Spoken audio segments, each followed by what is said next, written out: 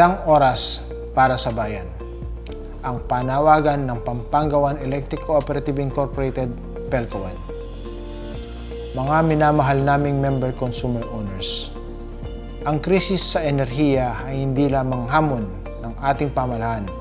Ito ay hamon sa ating lahat.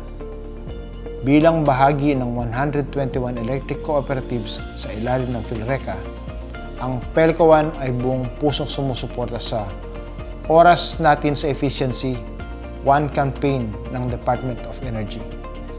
Tuwing Sabado, mula alas 8 hanggang alas 9 ng gabi, inaanyayahan ko ang bawat isa sa ating nasasakupan na magpatay ng hindi kinakailangang ilaw at bunutin ang hindi ginagamit na mga appliances.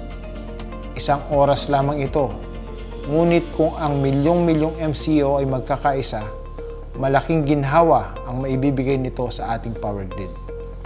Higit pa rito, ito ang pagkakataon nating maglaan ng dekalidad na oras para sa ating mga mahal sa buhay. Ang maliliit nating sakripisyo ay magbubunga ng malaking epekto. Patunayan natin sa pagkakaisa, kaya nating gawing mas maliwanag ang kinabukasan. Sa One Campaign, bawat MCO ay bida.